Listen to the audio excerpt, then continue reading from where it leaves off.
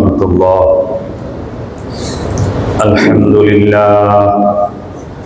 الحمد لله نحمده ونستعينه ونستغفره ونؤمن به ونتوكل عليه ونعوذ بالله من شرور أنفسنا ومن سيئات أعمالنا. من يهده الله فلا مضل له ومن يضلل فلا هادي له. ونشهد أن لا إله إلا الله وحده لا شريك له. ونشهد أن سيدنا ومولانا محمدا عبده ورسوله الذي أرسله إلى الناس كافة بشيرا ونذيرا وداعيا إلى الله بإذنه وسراجا منيرا. أما بعد فأعوذ بالله من الشيطان الرجيم. بسم الله الرحمن الرحيم. هل يستوي الذين يعلمون والذين لا يعلمون؟ وقال تعالى: يرفع الله الذين آمنوا منكم والذين أوتوا العلم درجات. صدق الله مولانا العظيم. وعن أبي الدرداء رضي الله تعالى عنه قال: قال رسول الله صلى الله عليه وسلم: من سلك طريقا يطلب فيه علما سلك الله طريقا من طرق الجنة. وإن الملائكة لتضع أجنحتها رضا لطالب العلم. وإن العالم ليستغفر له من في السماوات ومن في الأرض والحيتان في جوف الماء.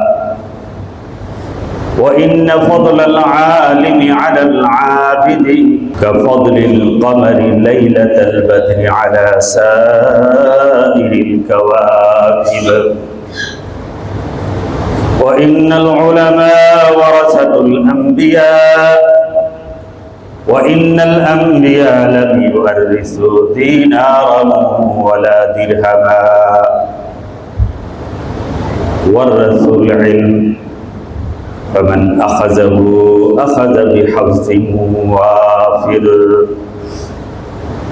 رواه أبو داود أو كما قال عليه الصلاة والسلام.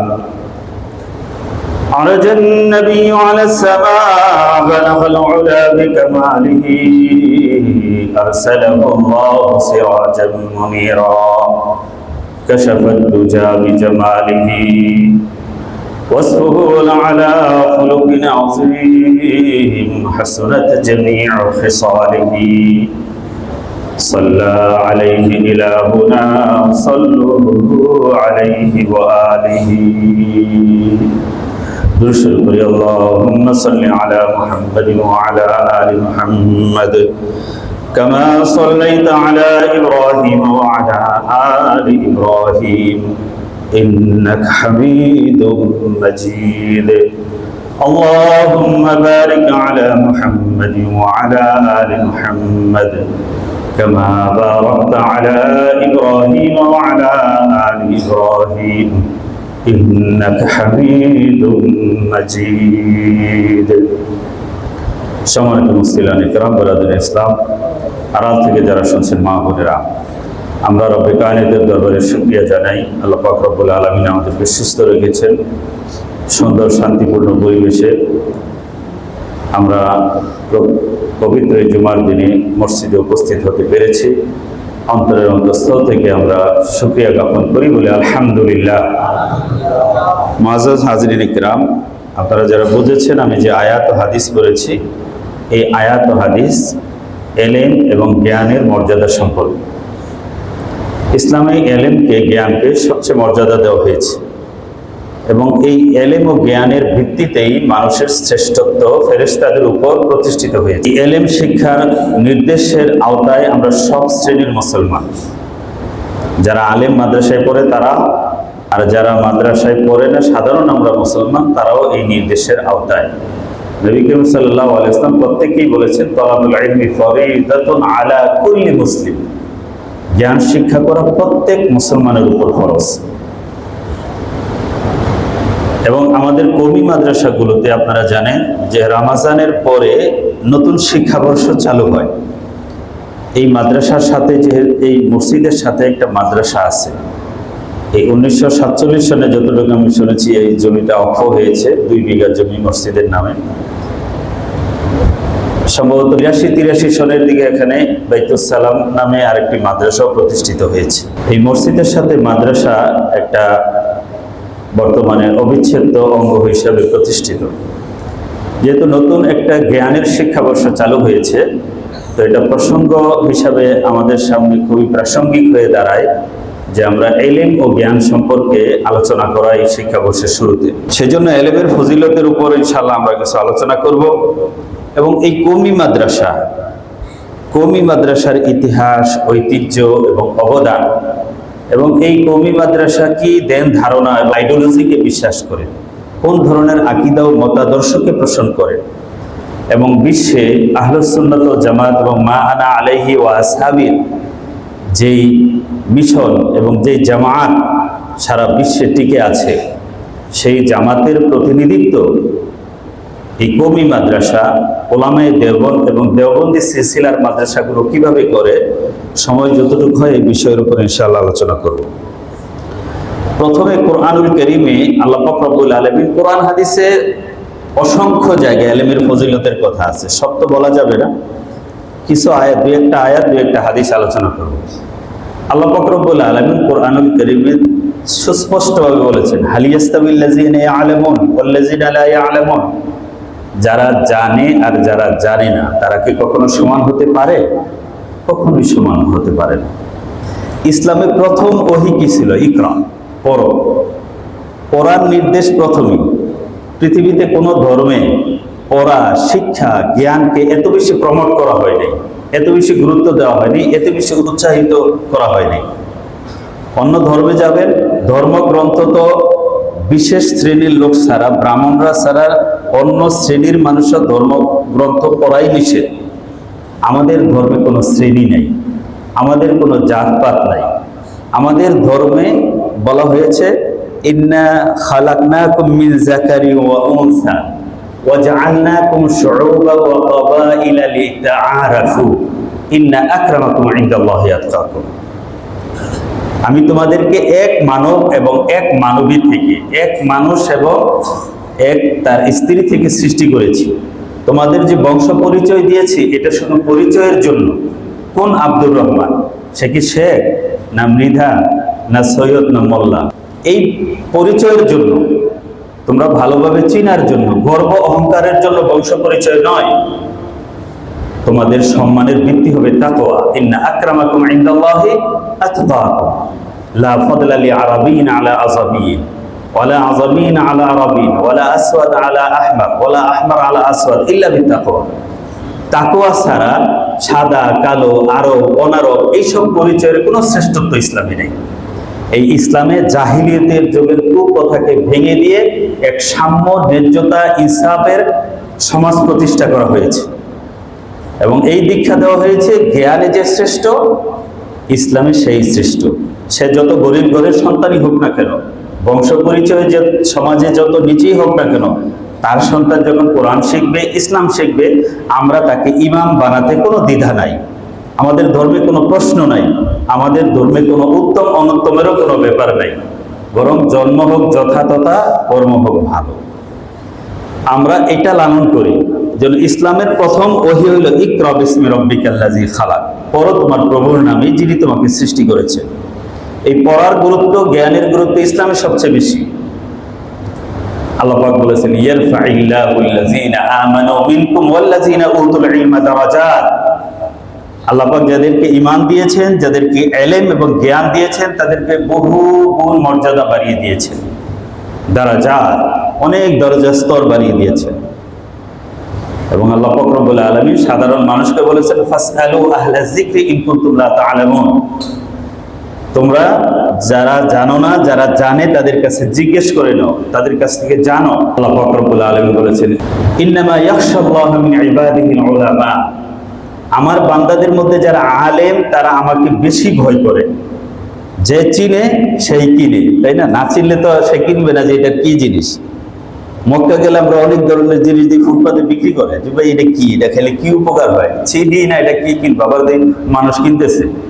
যে চিনে সে কিনে। হুজুর আকরাম সাল্লাল্লাহু আলাইহি ওয়াসাল্লাম বলেন যে মেরাজের রাতে আমি জিবরাইলকে দেখেছি যে আল্লাহর ভয়ে এমন থরথর করে কাঁপতে, পুরানো চট যেরকম জড়সড় হয়ে লেগে থাকে, নতুন চট ভাঁজ করলে ফুলা থাকে, পুরান হলে কি চেপে থাকে, জিবরাইলকে পুরানো চটের মতো এইভাবে চেপে থাকতে দেখেছি। তিনি আমার পাশে বসা ছিলেন, আল্লাহর ভয়ে এইভাবে থরথর করে কাঁপতেছিলেন। কারণ আল্লাহর শান, মান, মর্যাদা, বরত্ব, জালালিয়াত জিবরাইল যেভাবে জানে, যেভাবে দেখেছেন, আমরা সেভাবে দেখি নাই, আমরা সেভাবে প্রত্যক্ষ করি নাই, আমাদের সামনে মধ্যে সেই ফিলিংসটা নেই। জিবরাইল ইসলাম এইভাবে আল্লাহকে ভয় করতেন, যেন যেই চিনে সেই কিনে সম্মান করে। আমি 2008 সনে যখন এখানে নির্বাচন হয়, হাসিনা যখন প্রথম ক্ষমতায় আসে আওয়ামী লীগ, ওই সময় আমরা হজে ছিলাম। তো মন্ত্রী পরিষদ গঠন হয়েছে, কে কোন মন্ত্রণালয় পেয়েছে দুই একটা শুনছি, সব জানি না। তা আসার পরে হইলো জানুয়ারি মাসের 10 তারিখে আসছি এই ইজতেমা। তো ইজতেমায় গেছি, দেখি যে আমাদের টঙ্গীর আজমতুল্লাহ খান বিরাট এক দল নিয়ে উনি আসতেছে, আমিও ঢুকতেছে, এরকম একটা মুখোমুখি। তো উনি আমাকে চিনে, হজে গেছে, উনি একেবারে জড়াইয়া ধরছে, কোলাগুলি করছে। তো কোলাগুলি করছি, বাস মোসা করছি, ক্রস করে চলে আসছে। পরে শুনলাম ওনার পাশে যিনি ছিল, উনি ছিল সোহেল দাস, স্বরাষ্ট্র প্রতিমন্ত্রী। তো স্বরাষ্ট্র মন্ত্রী পরে আমি চিনিও না, জানিও না, আমি এর সালামও দেই নাই, হাতও মিলাই নাই। পরে চিন্তা করছি আরে উনি কি মনে করবো যে আজমতুল্লাহ খানের সাথে হাত মিলাইলো, আমার সালামও দিল না, আমি অনেকে চিনি না, তো সালাম কি দিব, দেখিও নাই। তো ব্যাপারটা হলো যে চিনে না তাকে কি সম্মান করবে। তো একটা জিনিস, যে হীরা মানিক মুক্তা চিনে সে কুড়ায় নেই, যে চিনে না সে দেখবেন পাড়ায় চলে যেতেছে, এটার কদর সে বুঝে না। এই জন্য যে জানে সে মানে। আল্লাহ বলছেন ইন্নামা ইয়াখশাল্লাহা মিন ইবাদিহিল উলামা, আমার বান্দাদের মধ্যে যারা আলেম তারা আমাকে বেশি ভয় করে, কারণ আমাকে চিনে। এই জন্য আমরা হয়তো আলেমদের সামান্য ত্রুটি বিচ্যুতিকে আমরা সমালোচনা করি, কারণ সাদা কাপড়ে ময়লা লাগলে দেখা যায় বেশি। কিন্তু আলেমদের চেয়ে আর কেউ আল্লাহকে বেশি ভয় করে না, এটা আল্লাহ নিজেই বলছেন। জন্য ইলিয়াস রহমতুল্লাহ আলাইহি ওনার মরফুজাতে লিখছেন উলামা और अरब बिगड़ते बिगड़ते जहां तक जाएगा तुम तरक्की करते करते वहां नहीं पहुंच सकोगे। उलामा और अरब बिगड़ते बिगड़ते जहां तक जाएगा तुम तरक्की करते करते वहां नहीं पहुंच सकोगे। আলেমরা এবং আরবের মানুষ তারা নষ্ট হইয়া কইসা যেখানে গিয়ে শেষ হইব, তোমরা উন্নতি কইরা সারা জীবনে ওই নষ্ট জায়গায় পৌঁছতে পারবে না। ইলম সম্পর্কে আল্লাহ পাক রব্বুল আলামিন কুরআনুল কারীমে যেমনি ভাবে অসংখ্য আয়াতে উৎসাহিত করেছেন, গুরুত্ব দিয়েছেন। এবং ইলমের মর্যাদা ঈমানেরও আগে। আমরা তো জানি ঈমান, নামাজ, রোজা, হজ, যাকাত, ইলমের মর্যাদা ঈমানেরও আগে। আপনি যে ঈমান আনবেন, ঈমান সহিহ হওয়ার জন্য শর্ত হলো ইলম। ঈমান শিখার জন্য শর্ত হলো ইলম। এটা আমি বলছি না, কোরআন শরীফে আল্লাহ নিজেই বলেছেন ফাআলাম আন্নাহু লা ইলাহা ইল্লাল্লাহ ওয়াস্তাগফির লিযামবি। ফাআলাম, আল্লাহ বলছে জেনে রাখো লা ইলাহা ইল্লাল্লাহ, আল্লাহ ছাড়া কোনো ইলাহ নাই। লা ইলাহা ইল্লাল্লাহর আগে আল্লাহ নিজে বলছেন ফাআলাম, আগে শিখো, জানো। ইলমের মর্যাদা ঈমানেরও আগে। নবী করিম সাল্লাল্লাহু আলাইহি ওয়াসাল্লাম একথাই দ্ব্যর্থহীন ভাষায় ঘোষণা করেছেন তলাবুল ইলমি ফরিদাতুন আলা কুল্লি মুসলিম। প্রত্যেক মুসলমানের উপর ইলম শিক্ষা করা ফরজ, সবাইকে শিখতে হবে। হুজুর সাল্লাল্লাহু আলাইহি ওয়াসাল্লাম বলেন তাআল্লামুল ফারাইজ ওয়াল কুরআন ওয়া আল্লিমুন নাস ফাইন্নী মাকবুস। তাআল্লামুল ফারাইজ ওয়াল কুরআন ওয়া আল্লিমুন নাস ফাইন্নী মাকবুস। আমি একদিন থাকবো না, তোমরা ফরজ ইলম শিক্ষা করো, মানুষকে শিখাও, আমার কাছ থেকে দিন শিখে নাও। আপনারা জানেন যে মানুষ সৃষ্টির শুরুতে ফেরেশতাদের সাথে আল্লাহর একটা কথোপকথন হয়েছে, কনভারসেশন হয়েছে। আল্লাহ ফেরেশতাদের কাছ থেকে বুদ্ধি পরামর্শ নিয়েছেন তা না, আল্লাহর ইচ্ছাটা ফেরেশতাদের সামনে আল্লাহ পাক রব্বুল আলামিন ব্যক্ত করেছিলেন। কোরআনুল কারীমের সূরাতুল বাকারায় 33, 31, 32, 33 আয়াতে আল্লাহ বিস্তর বলেছেন। আল্লাহ বলেছিলেন, ওয়াইজ ক্বালা রাব্বুকা লিল মালাইকাতি ইন্নী জাইলুন ফিল আরদি খলিফা। হে আমার ফেরেশতাকুল, আমি আমার এক প্রতিনিধি দুনিয়াতে সৃষ্টি করতে চাই, আমার এক প্রতিনিধি সম্প্রদায় দুনিয়াতে আমি সৃষ্টি করতে যাচ্ছি। ক্বালু আতাজআলু ফীহা মান ইউফসিদু ফীহা ওয়া ইয়াসফিকুদ দিমা ওয়া নাহনু নুসাব্বিহু বিহামদিকা ওয়া নুকদ্দিসু লাক। ফেরেশতারা বললেন, হে আল্লাহ, আপনি আবার পৃথিবীতে এমন এক সম্প্রদায় সৃষ্টি করবেন যারা পৃথিবীতে বিপর্যয় করবে, যারা পৃথিবীতে মারামারি করবে, রক্তপাত করবে, অথচ আমরাই তো আপনার পবিত্রতা বর্ণনা করছি, আমরাই আপনার তাসবিহ করছি, প্রশংসা করছি, আমরাই তো ইবাদত করছি, আপনি আরেক শ্রেণী আবার সৃষ্টি করার প্রয়োজন কি? এটা ফেরেশতাদের কিউরিসিটি, আল্লাহর সিদ্ধান্তের প্রতিবাদ না বা বিরোধিতাও নয়, তাদের খেয়াল তারা পেশ করছেন। আল্লাহ বলেছিলেন, ইন্নী আ'লামু মা লা তা'লামুন, আমি যা জানি তোমরা তা জানো না। আমি যে ভিন্ন ক্যাটাগরির বৈশিষ্ট্যের এক সৃষ্টি করতে যাচ্ছি, ওই ক্যাটাগরির তোমরা নও। তোমাদের ক্ষুধা নাই, খাও না, তোমাদের জৈবিক চাহিদা নাই, বিবাহ শাদী করো না, তোমরা সেই মর্মটা বুঝবে না। না খেয়ে থাকার কি কষ্ট, আবার না খেয়ে থাকে যে তার যে কষ্ট, তার জন্য কি ত্যাগ বিসর্জন দিতে হয়, নিজের উপার্জন তাকে বিলিয়ে দিতে হয়, এই যে একটা বৈশিষ্ট্য, এটা তোমরা পারবে না। ওয়াআল্লামা আদামাল আসমাআ কুল্লাহা। এখন আল্লাহ পাক রব্বুল আলামিন খলিফা হওয়ার জন্য কি গুণ লাগবে, খলিফা যে মানুষ হবে, ফেরেশতারা পারবে না। মানুষের এই শ্রেষ্ঠত্ব মানুষের জ্ঞান দিয়ে আল্লাহ পাক রব্বুল আলামিন ফেরেশতাদের সামনে তুলে ধরলেন। ওয়াআল্লামা আদামাল আসমাআ কুল্লাহা সুম্মা আরাদাহুম আলাল মালাইকা। আল্লাহ পাক রব্বুল আলামিন আদম আলাইহিস সালামকে সব কিছুর জ্ঞান, নাম, বৈশিষ্ট্য শিক্ষা দিলেন। আদম আলাইহিস সালামকে আলাদা শিক্ষা দিয়েছেন এমন কোনো কথা কোরআন হাদিসে নাই। হয়তো সবার সামনেই শিক্ষা দিয়েছেন, আদম আলাইহিস সালামের মধ্যে এটা ক্যাচ করার, ধারণ করার ক্ষমতা ছিল, তিনি গ্রহণ করেছেন। ফেরেশতাদের মধ্যে সেটা ধারণ করার ক্ষমতা ছিল না, তারা গ্রহণ করতে পারেনি। সুম্মা আরাদাহুম আলাল মালাইকা فقال أنبئوني بأسماء هؤلاء إن كنتم صادقين। হে আমার ফেরেশতারা, তোমরা তো বলেছিলে তোমরাই পারবে, প্রতিনিধিত্ব তোমরাই করতে পারবে, তোমরা যদি এই দাবিতে সত্য হও তাহলে তোমরা এইসব জিনিসের নামগুলো বলো তো, এগুলো বলো। কারণ শুধু সততা দিয়ে, শুধু ভালো মানুষই দিয়ে নেতৃত্ব বা শ্রেষ্ঠত্ব অর্জন করা যায় না, বরং নেতৃত্ব দিতে হলে তার জ্ঞান লাগবে। সততার পাশাপাশি তার জ্ঞান, বিজ্ঞান, টেকনোলজির আয়ত্ত করতে হবে। আল্লাহ পাক রব্বুল আলামিন বুঝিয়ে দিয়েছেন যে তোমরা নিষ্পাপ, তোমরা গুনাহ করো না, ভালো কথা, ফাইন, কিন্তু জ্ঞানে যে শ্রেষ্ঠ, আসলে খলিফা এবং প্রতিনিধিত্ব তারই সাজে, সেই কাজের যোগ্য। তোমরা সত্য হলে ইন কুনতুম সাদিকিন বলো। তারা সারেন্ডার করলো, আত্মসমর্পণ করে বলেছিল, সুবহানাকা লা ইলমা লানা ইল্লা মা আল্লামতানা ইন্নাকা আনতাল আলিমুল হাকীম। সুবহানাকা, আপনার পবিত্রতা ইয়া আল্লাহ, আমাদের আপনি যা শিক্ষা দিয়েছেন এর বাইরে তো আমাদের জ্ঞান নেই, আমরা কিভাবে বলবো? আপনি সর্বজ্ঞানী, আপনি হাকিম, আপনি প্রজ্ঞাময়, আপনি ভালো জানেন কাকে কি শিক্ষা দিবেন, কার দিয়ে কি কাজ নিবেন।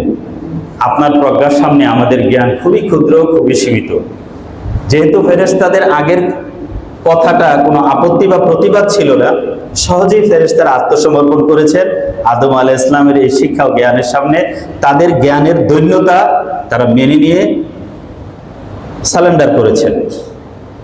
এরপর আল্লাহ পাক বললেন, ক্বালা ইয়া আদম, আল্লাহ পাক রব্বুল আলামিন বলেন, আল্লাহ পাক রব্বুল আলামিন আদম আলাইহিস সালাম বলেন, আম্বিহুম বিআসমাইহিম, ফালাম্মা আম্বাআহুম বিআসমাইহিম ক্বালা আলাম আকুল লাকুম ইন্নী আ'লামু গায়বাস সামাওয়াতি ওয়াল আরদ ওয়া আ'লামু মা তুবদুনা ওয়া মা কুনতুম তাকতুমুন। আল্লাহ পাক রব্বুল আলামিন বললেন, ক্বালা ইয়া আদম আম্বিহুম বিআসমাইহিম, এই সমস্ত জিনিসের নামগুলো বলো তো, এরগুলো গুণ বৈশিষ্ট্যগুলো বলো তো। ফালাম্মা আম্বাহুম বিআসমাইহিম, আদম আলাইহিস সালাম যখন সবকিছু ধর করে বলে দিলেন, তখন আল্লাহ বলেন, আমি কি বলি নাই যে আমি আসমান জমিনের সব গোপন নিগূঢ় রহস্যগুলো জানি, এবং তোমরা যা গোপন করো, তোমরা যা প্রকাশ করো, তোমরা যা বলো সেটাও আমি জানি, যা বলো না মনের ভিতরে রেখে দাও, পোষণ করো, সেই গোপন মনের বিষয়গুলোও আমি জানি। সুতরাং আমি এক নতুন সৃষ্টি করতে যাচ্ছি। এই ইতিহাস বলা আমার উদ্দেশ্য না, এখানে বলা উদ্দেশ্য যে আল্লাহ পাক রব্বুল আলামিন এটা বুঝিয়ে দিলেন, যদি সততা এবং নিষ্পাপ হওয়া যথেষ্ট নয়, প্রতিনিধি হওয়া, নেতৃত্ব দেওয়ার জন্য তার জ্ঞান লাগবে, বিদ্যা লাগবে, জানা লাগবে। এই জানায় যেহেতু আদম শ্রেষ্ঠ, সুতরাং আদম শ্রেষ্ঠ জাতি, তোমাদের চেয়ে প্রতিনিধি হওয়ার ক্ষেত্রে তারা বেশি যোগ্য, তারা বেশি পারফেক্ট। মানুষের শ্রেষ্ঠত্ব মানুষের সৃষ্টির আদিতে জ্ঞান দিয়ে, শিক্ষা দিয়ে, জানা দিয়ে, নলেজ দিয়ে, টেকনোলজি দিয়ে, বিজ্ঞান দিয়ে নির্ধারিত হবে। এটা আল্লাহ পাক রব্বুল আলামিন সৃষ্টির আদিতেই বলে দিয়েছেন। নবী করিম সাল্লাল্লাহু আলাইহি ওয়াসাল্লাম অসংখ্য হাদিসে ইলমের শ্রেষ্ঠত্ব এবং গুরুত্ব তুলে ধরেছেন। হুজুর আকরাম সাল্লাল্লাহু আলাইহি ওয়াসাল্লাম বলেন, মান ইউরিদিল্লাহু বিহি খাইরান ইউফাক্কিহু ফিদ্দীন, মান ইউরিদিল্লাহু বিহি খাইরান ইউফাক্কিহু ফিদ্দীন। আল্লাহ যার কল্যাণ চান, যার মঙ্গল চান, তাকে দ্বীনের জ্ঞান বুঝ দান করেন। একজনের দ্বীনের জ্ঞান বুঝ জানে আর জানে না, তেমন আকাশ পাতাল বেশ। দেখেন আপনি নামাজে যা পড়ছেন, একজনের অর্থ বুঝে যে আমি আল্লাহকে কি বলছি, আল্লাহর সাথে যে কথোপকথন হচ্ছে, যে কনভারসেশনটা আমরা করতেছি, বুঝে বুঝে করতেছি আর না বুঝে করতেছি, এর মধ্যে বলেন ওজনে, মানে, গুরুত্বে সমান হবে? কখনই কি সমান হয়? হজের মধ্যে জায়গায় জায়গায় দোয়াগুলো পড়ে, যে এটার অর্থ মর্মটা বুঝতেছে আর যে বুঝতেছে না, এটা কিভাবে আপনি সমান পাল্লায় মাপবেন? হ্যাঁ, যদি কোরআন শরীফ না বুঝে পড়লেও সওয়াব আছে, কিন্তু বুঝে পড়ার মধ্যে যে নুরানিয়ত, রুহানিয়ত, আধ্যাত্মিকতা, যে কানেকশনটা তৈরি হয়, যে সম্পর্কটা তৈরি হয়, এটা তো না বোঝার মধ্যে আসবে না। যাই হোক, এই শিক্ষার গুরুত্ব সম্পর্কে আবু দাউদ শরীফের একটা হাদিস আপনাদের সামনে পড়েছি, 10,037 নম্বর হাদিস।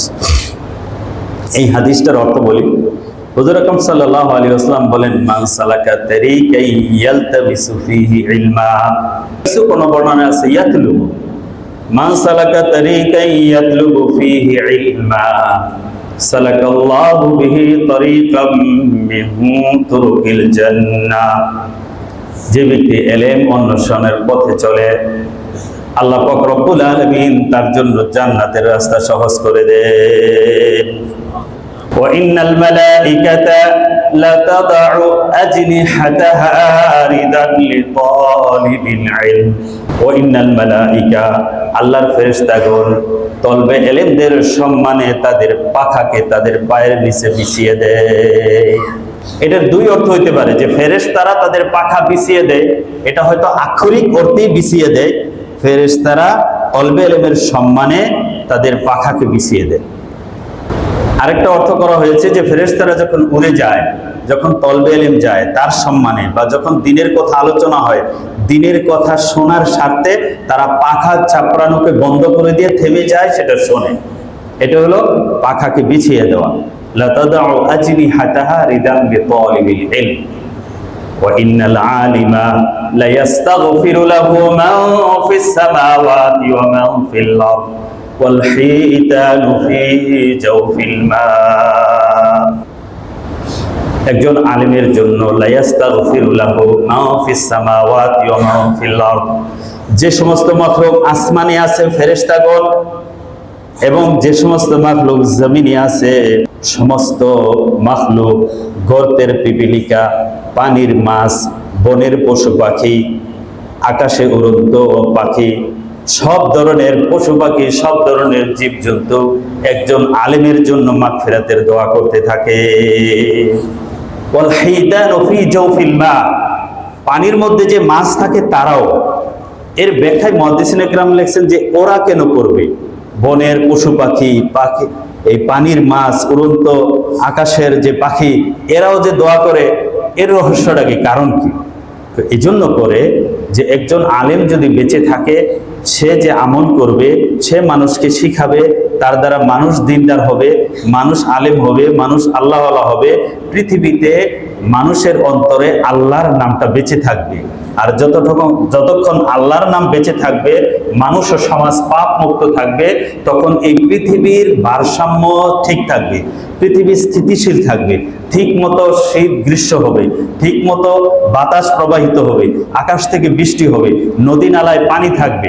এতে অন্যান্য আদার্স যে মখলুক আছে তারাও ভালো থাকবে। আর যখন একটা সমাজে পাপ বেড়ে যায়, অন্যায় বেড়ে যায়, দ্বীন নাই, এলেম নাই, নামাজ নাই, আজান নাই, আল্লাহ শব্দ নাই, তখন ওই সমাজে, ওই অঞ্চলে প্রাকৃতিক বিপর্যয় তৈরি হয়ে যায়। ওই ভারসাম্য আনব্যালেন্সড অবস্থায় সবার আগে ওই পশু পাখি এবং এই অন্যান্য মখলুকগুলো বেশি ক্ষতিগ্রস্ত হয়। আপনারা দেখেন যে ইউরোপ আমেরিকা বনকে বন, হাজারকে হাজার মাইল আগুন লেগে পুড়ে যায়।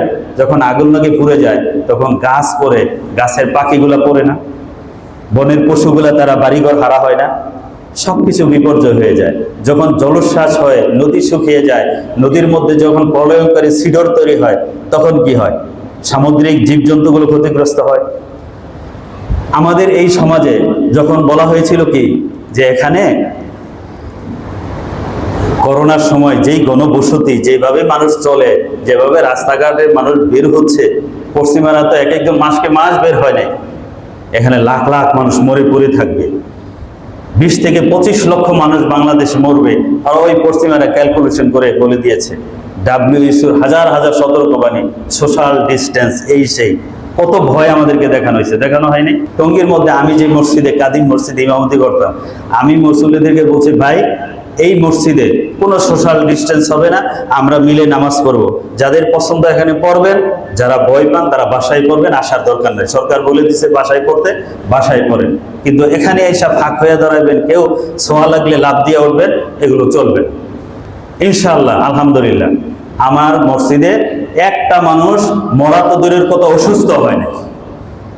কিন্তু আমার পার্শ্ববর্তী এক মসজিদে 10 জন, সরকার বলছে 10 জনই, একটা বয়স্ক মুরব্বী নিয়মিত নামাজ পড়ে, 10 জন হয়ে গেছে, বেচারে পা দিছে, ওনারে বের করে দিছে, না না না না না, যান যান যান, 10 জন হয়ে গেছে, আর দোকানে যাবেন, আর এক্সেস নেই, বাসায় পড়েন। এই লোকটা খুব কষ্ট হয়েছে, মুরব্বী মানুষ। ওই মুরব্বী এখনো বেঁচে আছে, খুবই বয়স্ক। যেই লোকটা বাধা দিছিল আরো 5 বছর আগে সে শেষ, করোনায় চলে গেছে। যাই হোক, ওই বিষয়ে বলা উদ্দেশ্য না। ওই সময় শেখ হাসিনা, আমি এই ব্যাপারে শেখ হাসিনাকে ধন্যবাদ জানাই। কেউ ভালো বলবে, কেউ খারাপ বলবে, একজনের সব খারাপ না, আবার সব ভালো না, ভালো খারাপ মিলিয়ে আছে, তাই না? তা এখন এই যে ওই সময়টার মধ্যে সবার বাধা উপেক্ষা করে, WHO বাধাকে উপেক্ষা করে, আলেমদের অনুরোধে তৎকালীন প্রধানমন্ত্রী কিন্তু মাদ্রাসাগুলো খুলে দিয়েছিলেন। অনেকে বিরাট বড় ভয়, অনেক আতঙ্ক প্রকাশ করেছে। আলহামদুলিল্লাহ, এই মাদ্রাসাগুলোর তেলাওয়াতের বরকতে বাংলাদেশ থেকে করোনা সবার আগে উঠে গেছে। বলেন ঠিক না বেঠিক? মাওলানা জুবায়ের সাহেব, জুবায়ের আহমদ আনসারি, এই ব্রাহ্মণবাড়িয়ার একজন বড় বক্তা, তিনি মারা গেছেন। ওই সময় লকডাউন চলতেছে, কিন্তু কোথা থেকে মানুষ আসছে, ঢাকা চট্টগ্রাম রুট বন্ধ, 1 থেকে 1.5 লক্ষ মানুষ জানাজায় শরীক হয়েছে। পরে সরকার 15 দিন পুরা এলাকা, ওই এলাকার আপনার 9টা ইউনিয়নকে লকডাউন দিয়ে দিছিল, তাই না?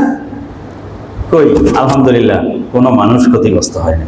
তো বলতেছিলাম, এই যে ইলম, আমল, তেলাওয়াত, এগুলো পৃথিবীর ভারসাম্যকে ঠিক রাখে, বড় বড় বিপদ আপদ থেকে মানুষকে হেফাজত রাখে। এই জন্য লা ইস্তাগফিরু মান ফিস সামাওয়াতি ওয়া মান ফিল আরদ হাত্তাল হাইতানু ফি জাওফিল মা। একজন আলেমের জন্য পাখি, তরুলতা, বনের পশু পাখি এবং সমুদ্রের মাছ পর্যন্ত দোয়া করে।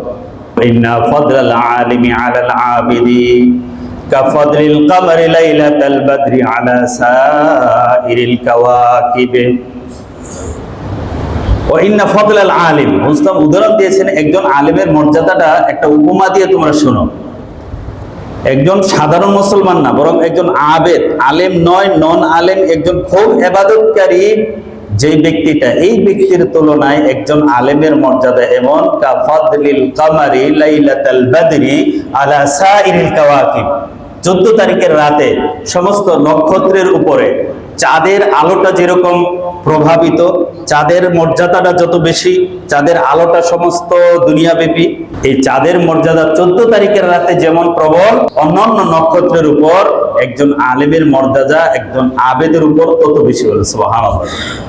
14 তারিখের রাতে তারা, নক্ষত্র এগুলো দেখা যায়, চাঁদের আলোতে দুনিয়া আলোকিত হয়ে যায়। অন্যান্য তারাগুলো, নক্ষত্রগুলো দেখা যায় না।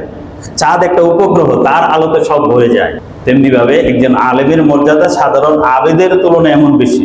বুঝতাম অন্য হাদিসে বলছেন কাফাদলি আলা আদনাকুম, ইন্না ফাদলাল আলিমি আলাল আবিদি কাফাদলি আলা আদনাকুম, তোমাদের একজন সাধারণ মানুষের তুলনায় আমি নবীর মর্যাদা যত উপরে, যত বেশি, তোমাদের সমাজে একজন আলেমের মর্যাদা সাধারণ মানুষের তুলনায় তত বেশি।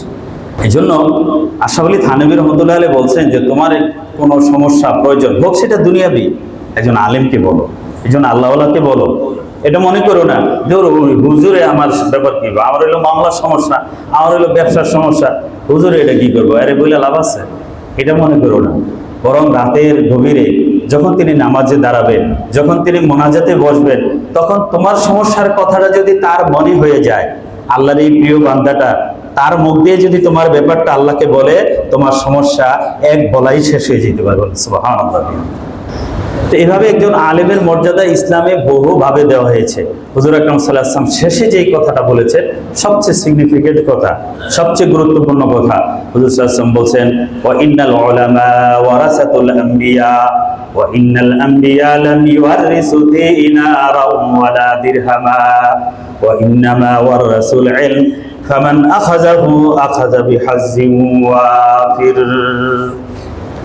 হুজুর আকরাম সাল্লাল্লাহু আলাইহি ওয়াসাল্লাম বলে ওয়া ইন্নাল উলামা ওয়ারাসাতুল আম্বিয়া, আলেমরা হলো নবীদের উত্তরসূরি, নবীদের উত্তরাধিকারী। উত্তরাধিকারী কারা হয়? যারা বাবার সম্পদ পায় তারাই বাবার উত্তরাধিকারী, যারা সম্পদ পায় তারা উত্তরাধিকারী। ওয়া ইন্নাল আম্বিয়া লাম ইউআররিসু দিনারা ওয়ালা দিরহামা ওয়া ইন্নামা ওয়ারাসুল ইলম, নবীদের উত্তরাধিকারী সম্পদ টাকা পয়সা না। লাম ইউআররিসু দিনারা ওয়ালা দিরহামা, নবীরা দিনার, দিরহাম, টাকা পয়সা, মুদ্রা, ডলার এগুলা জমি জমার সম্পদ হিসাবে রেখে যান না, তারা সম্পদ হিসাবে উম্মতের জন্য রেখে যান ইলম। ফামান আখাযাহু আখাযা বিহাজ্জি ওয়াফির, যারা এই ইলম অর্জন করবে তারা যেন বিরাট বড় সম্পদ অর্জন করবে। যারাই ইলম অর্জন করলো তারা নবীর উত্তরাধিকারী, সম্পদ পেয়ে তারা নবীর উত্তরাধিকারী হয়ে গেল। একবার মসজিদে নববীতে তালিম হইতেছে, দিনের শিক্ষা দেওয়া হচ্ছে। একজন বাজারে যেয়ে বলতেছেন, এই তোমরা এখানে বাজারে গিয়ে বসে রইছো, আবার রাদিয়াল্লাহু তাআলা বাজারে গিয়ে বলতেছেন মসজিদে নববীতে নবীর ওয়ারিসের সম্পদ বিলি হইতেছে আর তোমরা বসে রইছো। সবাই দৌড়ে মসজিদে আসছে যে নবীর উত্তরাধিকারী সম্পদ বিলি আমরাও কিছু পাই। এসে দেখে মসজিদে তালিম হইতেছে। আমি বলতে যে কোথায়, উনিও পিছিয়ে পিছিয়ে আসছেন, কোথায় বিলি সম্পদ বিলি হইতেছে, তো তালিম হইতেছে। এই তালিম যে শিক্ষা দিচ্ছে, এই শিক্ষা এটাই তো নবীর উত্তরাধিকারী সম্পত্তি। হুজুর আকরাম সাল্লাল্লাহু আলাইহি ওয়াসাল্লাম ইন্তেকালের পরে ওনার একমাত্র সন্তান ফাতিমা রাদিয়াল্লাহু তাআলা আনহা বেঁচে ছিলেন। খাইবরে সম্পদের খুমুস, কোরআন শরীফে আছে গনিমতের 5 ভাগের 1 ভাগ নবীর থাকবে, এখান থেকে তিনি এটা ব্যয় করবেন। খুমুসের মাল, খাইবরে অনেক সম্পদ হুজুর সাল্লাল্লাহু আলাইহি ওয়াসাল্লামের ছিল। ফাতিমা রাদিয়াল্লাহু তাআলা বলেন যে আমার বাবার মৃত্যুর পর এটা তো আমি পাই। আবু বকর রাদিয়াল্লাহু তাআলা প্রথম খলিফা, তিনি বলছেন যে না, আপনি এই সম্পদ পাবেন না। ওয়া ইন্নাল আম্বিয়া লাম ইউরিসু দিনারা ওয়ালা দিরহামা, নবীরা উত্তরাধিকারী হিসাবে সম্পদ রেখে যায় না, নবীরা রেখে যায় ইলম। ফাতিমা রাদিয়াল্লাহু তাআলা আনহাকে ওই সম্পদ দেওয়া হয়নি, ওনাকে বাইতুল মাল থেকে ভাতা দেওয়া হয়েছে। নবীদের উত্তরাধিকারী সম্পদ থাকে না। তো ইলম হলো নবীদের উত্তরাধিকারী সম্পত্তি। যারা এটা গ্রহণ করেছে নবীদের সাথে তাদের কানেক্ট হয়ে গেছে। এই যে সূরা হুজরাতের 2 নম্বর আয়াতে আছে লা তারফাউ আসওয়াতাকুম ফাওকা সাওতিন নবী ওয়ালা তাজহারু লাহু বিল কওলি কাজাহরি বাযিকুম লিবাযিন আন তাহবাতা আমালুকুম ওয়া আনতুম লা তাশউরুন। যে তোমরা নবীর আওয়াজের সামনে নিজের আওয়াজকে উঁচু করো না। নবী যখন কথা বলে তোমরা তার উপরে জোরে কথা বলো না। নবী যখন কোনো ডিসিশন দেয় ওই ডিসিশনকে ভায়োলেট করার বা ওই ডিসিশনকে অগ্রাহ্য অমান্য করার কোনো দুঃসাহস তোমরা দেখায়ও না। লা তাজহারু লাহু বিল কওলি কাজাহরি বাযিকুম লিবাযিন। একজন আরেকজনকে যেভাবে উচ্চ স্বরে কথা বলো তোমরা এভাবে নবীর সামনে বলো না। যদি বলো আন তাহবাতা আমালুকুম ওয়া আনতুম লা তাশউরুন, তোমাদের সমস্ত আমল বরবাদ হয়ে যাবে, তোমরা টেরও পাইবে না। সূরা হুজুরাতের এই আয়াতের ব্যাখ্যা তাফসিরে পড়েন, বাংলা তাফসির আছে, মারিফুল কোরআন আছে, সমস্ত তাফসিরে এই আয়াতের ব্যাখ্যায় লিখেছেন যে নবীর সামনে যেভাবে আদবের সাথে একজন সাধারণ মুসলমানকে আচরণ করা উচিত, কথা বলা উচিত, তাকে মানা উচিত, নবীর পরে নবীর যারা যোগ্য উত্তরসূরি তাদেরকেও সেইভাবে রেসপেক্ট করা, সেইভাবে মানা জরুরি, ফরজ। হুজুর আকরাম সাল্লাল্লাহু আলাইহি ওয়াসাল্লাম বলেন আলাইকুম বিমুজালাসাতিল উলামা ওয়া ইসতিমা'i কালামিল হুকামা فإن الله يحيي القلب الميت بنور الحكمة كما يحيي الأرض الميتة بماء المطر।